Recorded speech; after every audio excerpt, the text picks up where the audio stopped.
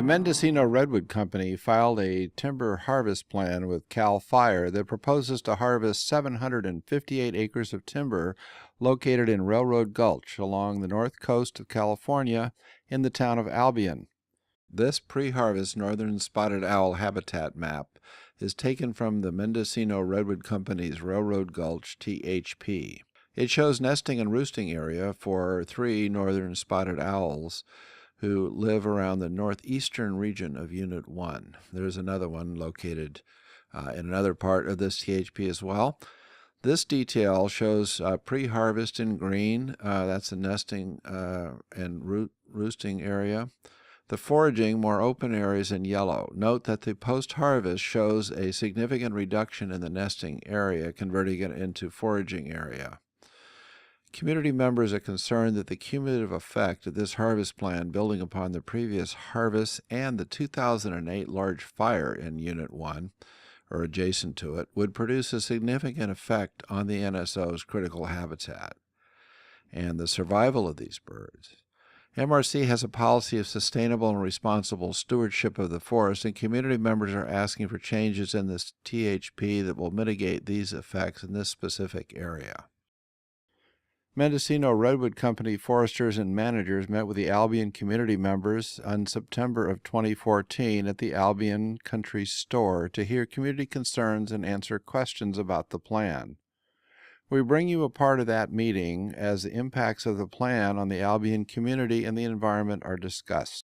For those of you that don't know who I am, my name is Mike Janai, and I've worked for Mendocino Redwood Company for now 14 years. And we're here to answer questions. I don't know the success we're going to have in getting out to the woods today, but at least we can have a discussion. And with that, I will open it up for questions, and if I can't answer it, I'm sure one of our foresters here can. And before we go any further, probably our guys should introduce themselves to everybody as well. Okay, my name's Johnny Anderson. I oversee the forestry department at MRC, and as of about a year ago, I was forest manager of the Albion tract here, so I know it somewhat intimately. I'm Wesley Hart. I'm a forester working under Russ. I'm Rush Ivey. I manage the coastal area for Mendocino Redwood Company, so I took over Albion when John moved up into his current position about less than a year ago. I'm Malcolm McDonald. I live along the Albion River and own property on both sides of it, about 4.5 miles inland. Bill Heil, one of the neighbors of Mendocino Redwood Company.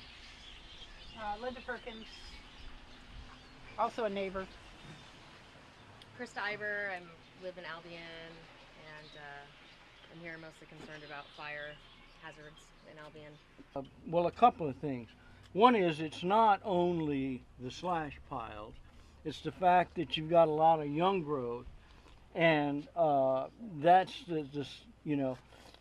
taking that board foot volume down as far as you are, that's going to be mostly what you have, instead of a forest overstory that keeps the brush damper in the summertime and makes the wildfires easier to control. And just because the house isn't next to the boundary, if it's more than 200 feet away from the boundary, then it gets up into the brush that's up on top. And we've had wildfires in this country before, and it's in situations like that. And but to me, it seems like something's changed. And that's, I mean, if we're not getting a straight story about that, if your management really hasn't changed, why are we looking at different faces? And why are we looking at 758 acres? And, and where did your foresters go that we knew and liked? Most of them were hired by CAL FIRE. Right, I know. Yeah. They decided to pay more money and went and raided you guys. That's a story. We're not alone. We're not the only company that's happened to. Yeah. And the only policy change we've made, Bill, is the landscape planning model that we're using with the attempt to group up our harvesting in common road networks, be in there and be out of there. The silvicultures that we made commitments to follow right from the beginning have not changed at all. The way we've written the plans, as I said, we used to put those minimums in our plans, and I don't think anybody around here has seen us cut down to the minimums. So the company policies haven't changed a bit, but we do have new faces. And we did some structural changing in an effort to take HRC and MRC and have it so they both had the same kind of structural makeup and provide for people like John to work across both companies.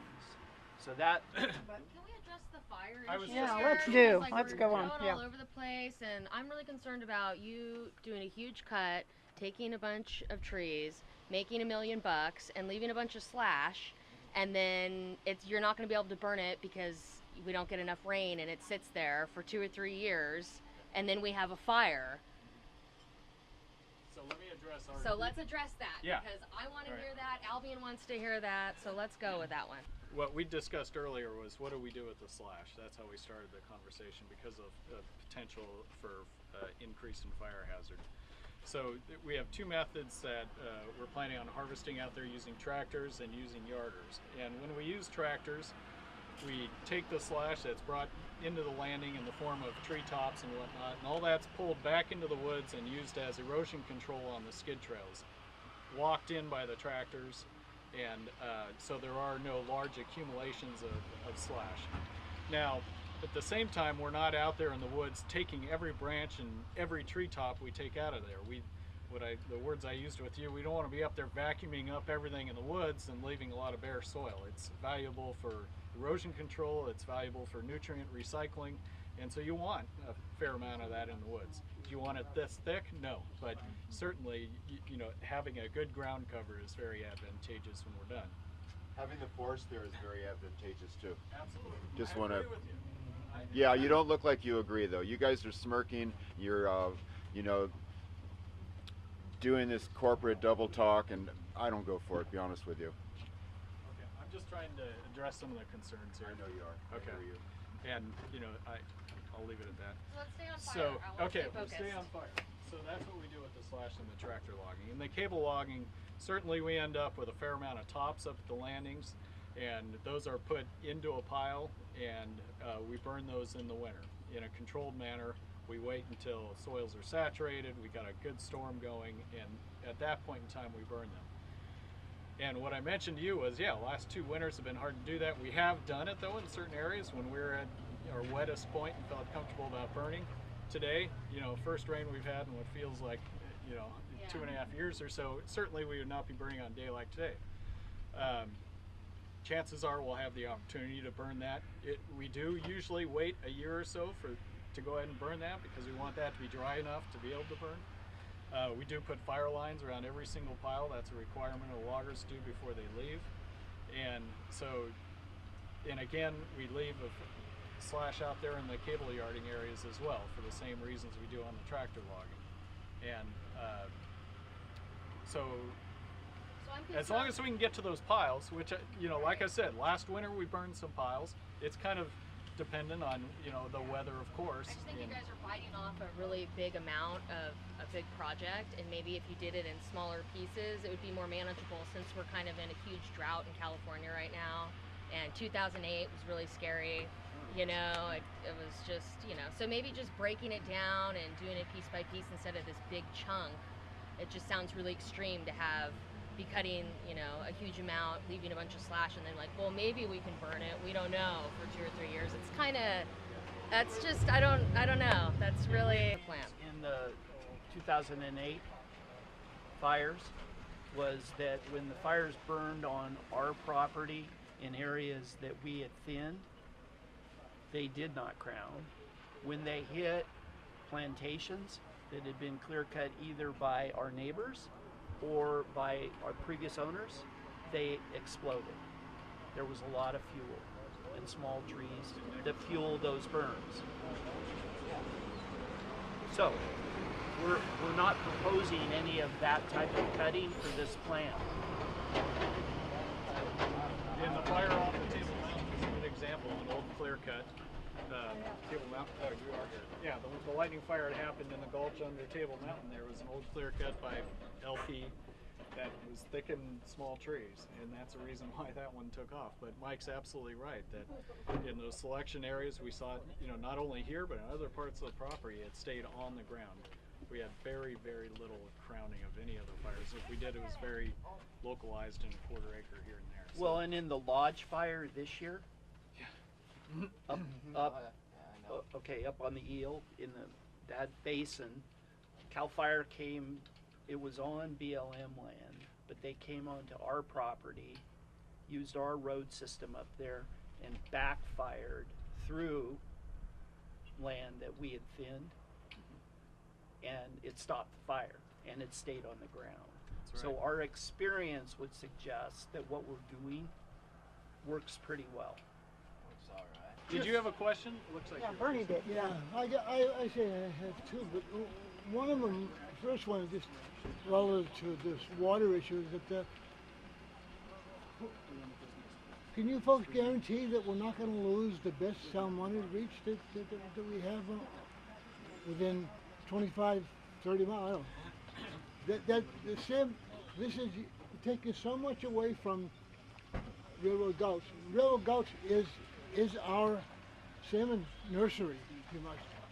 And I can't imagine, just common sense wise, can't imagine taking that much away, taking 2/3 or more of the trees away, all those operations, and having a viable salmon nursery, if you want to call it that. Bernie, we talked a little bit about that 2/3 number that is shown in the plan. We purposely put the minimums of the forest practice rules in the plans, but our intentions are not to cut down to those minimums. So we've agreed to put some language in the plan that more closely describes what our harvest intensity is going to be. So that's number one. And then number two, within the plan area, the riparian management zones are getting little or no harvesting, and that's the focal point for the fish. Those zones are managed for better fisheries habitat, bigger trees, wood inputs into the system to improve the fishery. How wide are those zones along the? RMZ is 190 feet. There's at least 100 feet of no harvest. And then from 100 to 150, there's shade requirements. 150 to 190, there's shade requirements also. So we have to leave at least 65% canopy in that outer 50 and feet. for 100 feet, there's no harvesting on either side. And is that like any blue water, blue line stream? So we're talking about a fish stream at this point, and it could be even a seasonal fish stream. And then upstream of that, the class 2 water courses, that we call them, that have water enough times of the year to be able to support aquatic species other than fish. Those we've broken up into two categories. One, because sometimes those can be rather small, sometimes they can be 200 acres. So anything over 100 acres has almost the same requirements as a fish stream. And the smaller ones have a 50% requirement of canopy, of conifer canopy. So many of these protection zones along the creek, well, LP already cut down some of those minimums already. So we flagged a buffer, we'll walk through it and go, hey, it's kind of like the forest practice minimums upslope. It's not there, or it's right at it. We walk through it, there's no treatment whatsoever. And we have the same concern on the J Road plan, and understandably so. And one gentleman said, boy, I'm gonna hate to see all the sediment going down the creek. And I told him at that meeting, I said, if there's any dirt getting into any creek, then we want to know about it, because that is not in the THP to occur, and it's not something that we want to see on our property. And I've spent a lot of time on the J Road plan, and that did not occur on those creeks.